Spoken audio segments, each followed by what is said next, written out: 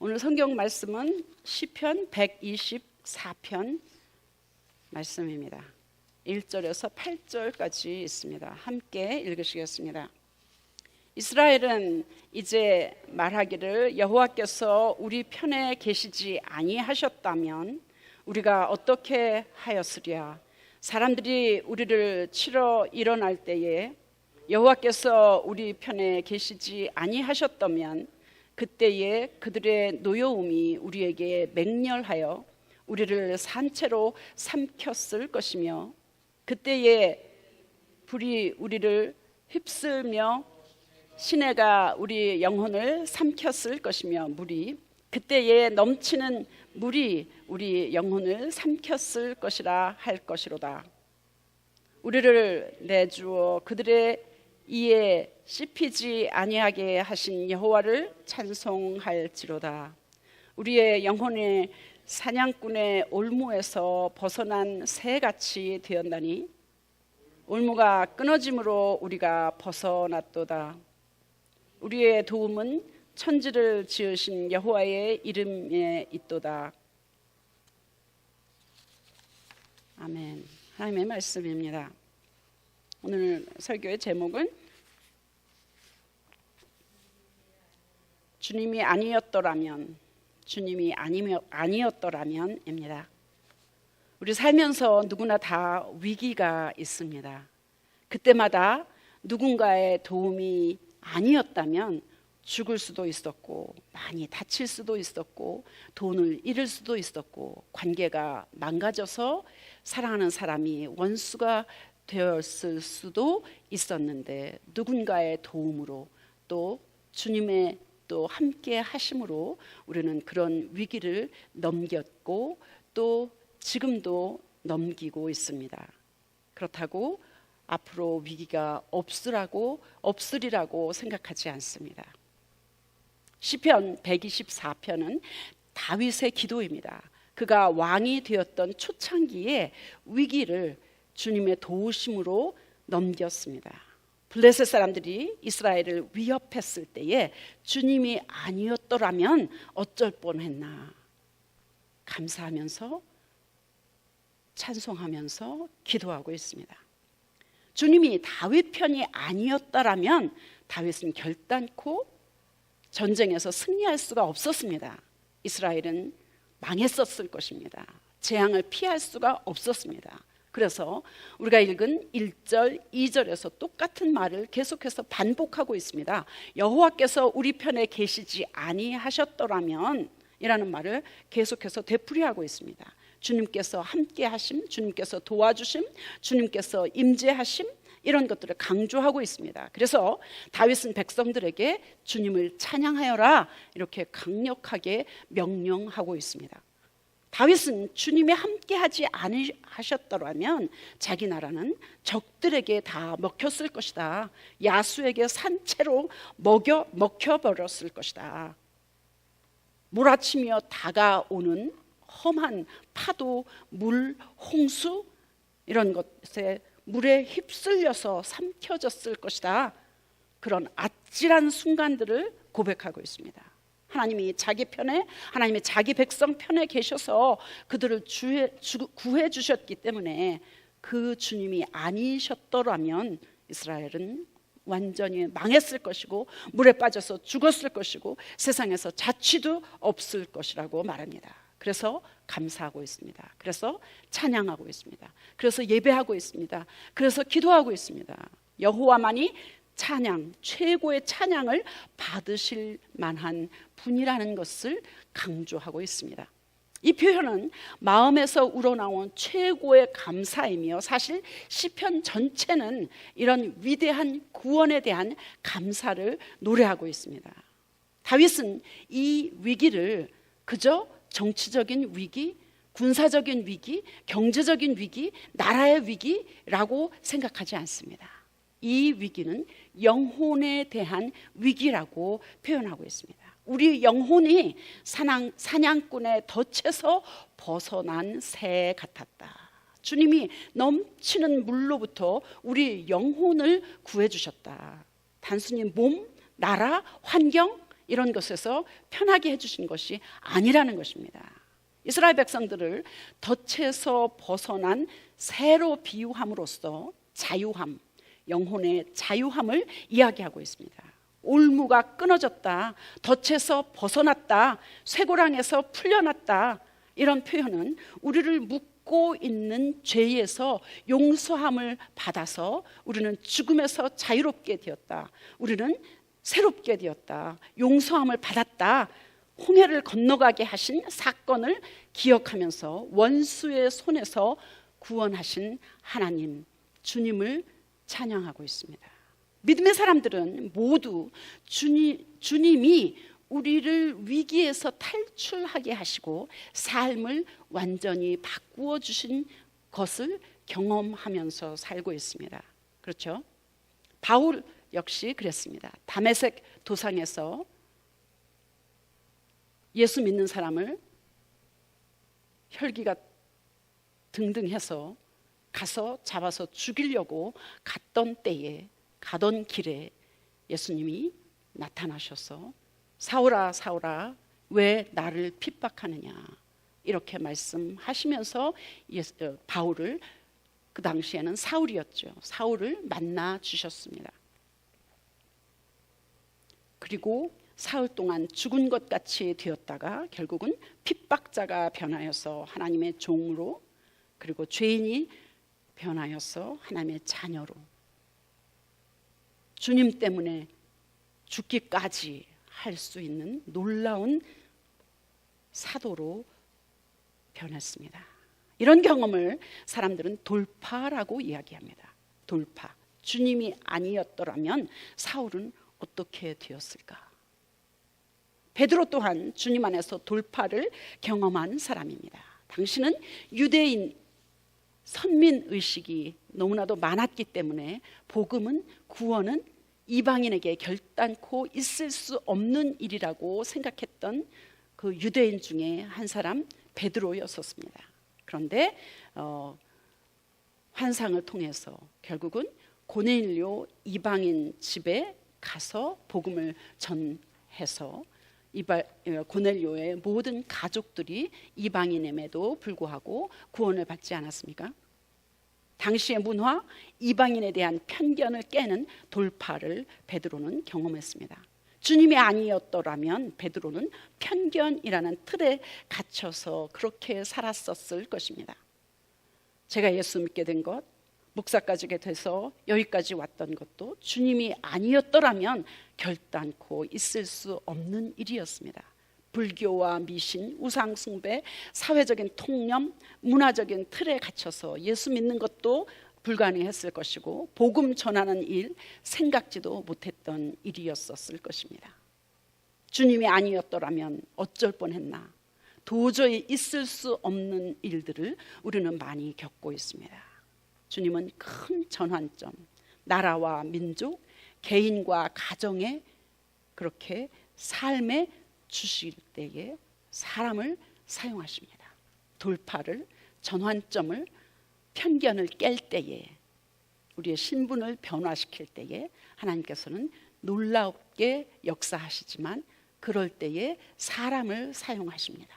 한국의 복음화라는 큰 전환점, 돌파도 140여 년 전에 하나님은 미국 선교사들을 통해서 일하셨습니다. 알지도 못하는 사람, 만난 적도 없는 사람, 한국 민족을 위해서 비행기가 한 1903년에 처음 생겼던 것 같습니다. 그런데 1884년, 140여 년쯤 전에 미국 선교사들은 배를 타고 한국에 왔습니다.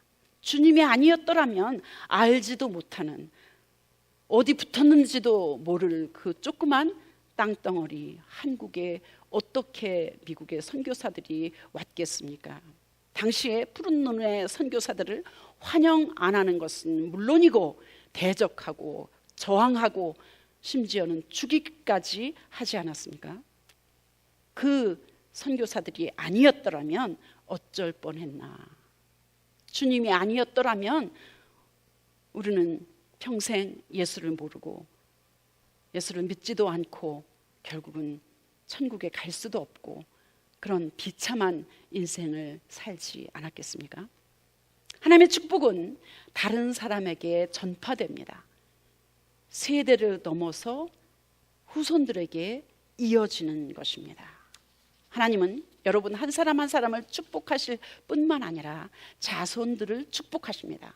그래서 시편 115편 12절에서 15절까지 보면 여호와께서 우리를 생각하사 복을 주시되 이스라엘 집에도 복을 주시고 아론의 집에도 복을 주시며 높은 사람이나 낮은 사람을 막론하고 여호와를 경외하는 자들에게 복을 주시리로다. 여호와께서 너희들 곧 너희와 너희 자손을 더욱 번창하게 하시기를 원하노라. 구원은 물론 1대1입니다. 한 사람이 구원을 받고 예수를 만나고 성령을 받으면 그 복음은 구원은 퍼져나갑니다. 그래서 한 사람이 예수를 믿고 나면 가족과 주위 사람들이 구원받을 확률이 아주 높습니다. 주님이 아니었더라면, 그때 그 이웃이 아니었더라면 지금 나는 어떻게 되었을까? 강권하는 이웃에 사는 어떤 분으로 인하여서 저는 예수를 믿게 되었기 때문입니다. 여러분 모두에게도 그런 순간 돌파의 경험, 전환점들이 있었을 것입니다. 어떤 사람을 만났고 그 사람이 도와주었고 그 사람을 통해서 예수를 만난 경험들이 있을 것입니다. 또한 여러분이 주님의 도구로 쓰임 받아서 주위 사람들에게 예수를 전파하는 그런 일들도 있었을 것입니다. 앞으로도 있으리라 저는 믿습니다. 예수 믿은 후에도 주님이 아니었더라면 하는 순간이 얼마나 많습니까?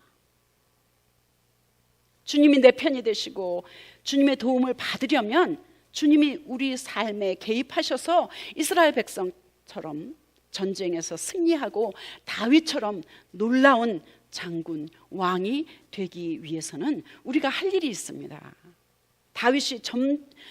다윗이 왕정 처음부터 언제든지 하신 한 일이 있습니다. 다윗은 뭐 했을까요?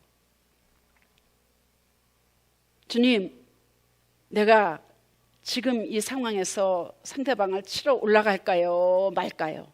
언제나 물어봤습니다. 그러면 하나님이 치러 올라가거라 하면 상황과 상관없이, 군대의 수와 상관없이 순종했습니다. 하지 말라 하면 안 하고 하라 하면 했고, 그것이 바로 순종이었습니다. 사무엘하 5장에 잘 나와 있습니다. 다윗이 죽게 아뢰었다. 제가 저 블레셋 사람들을 치러 올라가도 되겠습니까, 주님? 그럼 주께서 그들을 저의 손에 넘겨주시겠습니까? 이렇게 물어봅니다. 그러면 주께서 다윗에게 대답하셨습니다. 올라가거라. 내가 저 블레셋 사람들을 반드시 너희 손에 넘겨주겠다. 20절에 보니까 그래서 다윗이 바알브라심으로 쳐들어갔다.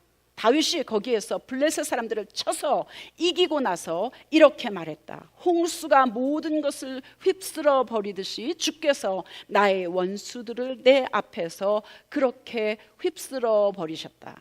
오늘 본문 우리가 읽은 124편에 나오는 것과 똑같은 표현이 여기에도 나옵니다. 홍수가 모든 것을 휩쓸어 버리듯이 주께서 나의 원수들을 내 앞에서 그렇게 휩쓸어 버리셨다라고 고백하고 있습니다. 주님이 아니었더라면 내가 거꾸로 홍수에서 모든 것을 휩쓸어 버리듯이 그렇게 내가 그렇게 휩쓸어 버림을 당했을 것이다. 그런데 하나님이 도와주심으로 다윗은 거꾸로 원수들을 내 앞에서 홍수가 모든 것을 휩쓸어 버리듯이 그렇게 휩쓸어 버리셨다. 이렇게 고백하고 있습니다. 주님이 내 편이 아니었더라면 나와 나의 백성이 홍수가 모든 것을 휩쓸어 버리듯이 휩쓸어 버려졌을 텐데, 반대로 내가 거꾸로 원수들을 그렇게 휩쓸어 버리는 그런 놀라운 능력을, 놀라운 승리를 가져다 하나님께서 주셨습니다. 사무엘하 5장 10절 말씀처럼 만군의 주 하나님이 다윗과 함께 계심으로 다윗이 점점 강대해졌습니다. 만군의 주 하나님이 여러분과 저와 함께 계시면 우리도 강대해질 수 있습니다. 반대로 주님이 우리와 함께 안 계시다면, 주님이 안 도와주신다면, 주님이 우리를 보살펴 주지 않으신다면 우리 모두는 덫에 걸린 새처럼, 쇠가랑에 묶여있는 죄수처럼 홍수가 모든 것을 휩쓸어 버릴 위험에 둘러싸여 두려워할 수밖에 없습니다. 여러분에게 두려움이 있으십니까? 무엇이 가장 두렵습니까? 돈, 건강, 죽음, 관계, 몸?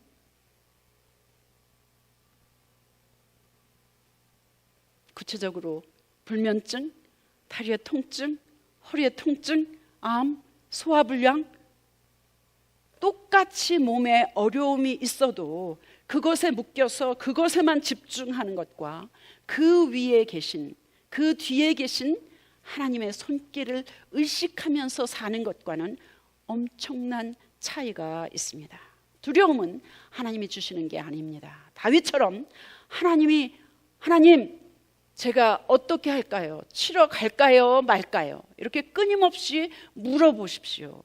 그게 기도입니다. 그리고 사람을 사용하시는 하나님의 음성을 듣고 순종하십시오. 마음의 어려움, 몸의 어려움을 그 뒤에 계시는 하나님의 마음으로 함께 하나님과 겪어 나가십시오. 하나님과 함께 겪는 게, 하나님과 함께 겪는 게 승리하는 길입니다. 주님이 함께 하시지 않으면 마음의 어려움, 몸의 고통, 우리는 이길 수가 없습니다. 여러분은 위기, 어려움을 주님과 함께 겪으셨습니까? 그리고 이기셨습니까? 혹시 지금 겪고 계십니까? 다윗은 이스라엘을 향한 블레셋의 위협이 단순히 정치나 군사나 경제나 나라적인 어려움이라고 이야기하지 않고 영혼의 문제라고 이야기했습니다. 우리가 직면한 문제가 단순히 마음, 몸뿐만 아니라 그 안에는 영적인 문제가 있습니다. 따라서 몸이 힘들 때, 마음이 힘들 때 먼저 하나님 앞에서 영적인 문제, 하나님과의 관계를 생각해 볼 필요가 있습니다. 물어보십시오. 그리고 현재 겪고 있는 문제를 해결해 달라고, 없애 달라고, 그 문제 자체를 위해서 기도하는 것도 중요하지만 하나님이 진찰하시도록, 하나님이 진단하시도록 하나님 앞에 나의 문제를 내어놓고 주님 앞에 물어보는 그런 시간이 필요합니다. 나를 맡기십시오. 그리고 그런 기도를 할 수 있기를 축복합니다. 현상 뒤에 계신 하나님, 보이는 것 뒤에 계시는 보이지 않는 하나님, 눈에 보이는 문제 뒤에 계신 하나님, 몸의 문제를 통해서 하나님이 우리에게 무엇을 일깨워 주시기를 원하시는지 파악을 하면 훨씬 더 수월하게 우리의 몸의 문제, 마음의 문제가 해결될 수 있습니다. 그렇다고 몸을 보살피지 말라, 마음의 문제를 해결하지 말라는 것은 아닙니다. 결국 나는 순종하고 있나? 내 마음대로 하고 있나? 감사하고 있나? 불평하고 있나? 주님의 존재를 인식하고 있나? 내 문제에만 몰두하고 있나? 주님이 내 편이신가? 아니, 내가 주님 편에 있는가? 주님이 내 편이고 내가 주님 편일 때에 위기를 우리는 이길 수 있습니다. 그래서 우리 모두 주님이 아니셨다면 하면서 늘 감사하고 찬송하며 살기를 축복합니다. 기도하겠습니다. 나의 가는 길 멀고 험하며 산은 높고 고름 깊어 고난 나의 몸 쉴 곳 없어도 복된 날이 밝아오리 열린 천국 문 내가 들어가 세상 짐을 내려놓고 빛난 면류관 받아 쓰고서 주와 함께 길이 살리 한숨 가시고 죽음 없는 날 사모하며 기다리니 내가 그리던 주를 배울 때 나의 기쁨 넘치리라 열린 천국문 내가 들어가 세상 짐을 내려놓고 빛난 면류관 받아 쓰고서 주와 함께 길이 살리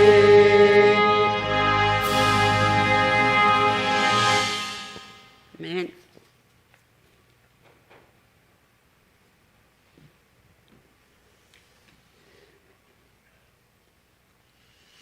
아비누마르케노 아버지 하나님, 이스라엘 민족이 광야에 나왔을 때 아버지는 아론을 통해서 아론의 축복이 선포될 때 낮에는 아침에는 구름기둥 또 밤에는 불기둥으로 인도하신 하나님, 아침에는 만나로 먹이시고 저녁에는 메추라기로 먹이신 하나님, 무엇보다도 경제적으로 풍성하게 축복하시고 저들 가운데 옷이 쇠하지 않고 아버지 신발이 닳지 않은 경제적인 축복까지 허락해 주셨습니다. 가장 큰 축복은 하나님의 쉐키나야, 하나님의 영광이 저들 가운데 임하심으로 인해서 모든 원수로부터 보호하시고, 특별히 시편 105편 37절에는 저들 가운데 연약한 이가 하나도 없다고 했습니다. 오늘 시간에 우리 예배드리는 한 분 한 분에게 연약한 육신을 치료하신 하나님을 찬양합니다. 예수 그리스도의 권세 있는 이름과 십자가 능력과 보혈로 하나님의 성전에 불법으로 와 있는 모든 통증의 영들, 모든 가난의 영들, 죽음의 영들은 예수 그리스도의 권세 있는 이름 십자가 능력 보혈로 명하노니 온전히 묶이어 떠날지어다. 다시는 돌아오지 못할지어다. 아버지, 저들이 사시고 예배드리는 가정마다 동서사방으로 그리스도의 보혈로 덮어주셔서 이스라엘 민족이 10가지 재앙 중에 장자를 죽이는 재앙 가운데도 예수님의 피를 상징하는 양의 피를 번설저 인방에 발랐더니 죽음의 신이 들어가지 못하고 유월해 버리고 패스오버한 것처럼 저들 가운데 하늘의 문만 열려지게 하여 주시옵소서. 예버레이카 아도나이 비시메리카 bless them and protect them with the blood of Jesus Christ. 야라도나이 바나벨라카 비푸나카. 오 하나님, 얼굴 향하여 들어서 한 분 한 분에게 앞으로 하나님께서 보낼 구름대 같은 새로운 예배자들에게 은혜를 베풀어 주시옵소서. 이사도나이 바나벨라카 베살레아서로 하나님 아버지 얼굴 향하여 드사 한 분 한 분에게 하늘의 샬롬으로 안전케 하시고 평안을 누리게 하시고 하는 일마다, 기업체마다, 자녀들의 사업체마다 형통케 하여 주시옵소서. 구원의 기쁨과 확신 가운데 하나님과 깊은 핫라인이 열려서 아버지 하나님 짧은 기도 가운데도 하나님이 응답하시는 놀라운 역사들이 일어나게 하여 주시옵소서. 이제는 우리 주 예수 그리스도의 은혜와 아버지 하나님의 사랑하심과 성령 하나님의 교통하심이 날마다 전화로 수많은 사람들에게 증거하고 전해서 다음 주에는 수많은 사람들이 새로운 예배자로 등록할 수 있도록 하나님께서 한 분 한 분을 사용해 주시옵시기를 간절히 축원하며 기도합나이다. 아멘. 감사합니다.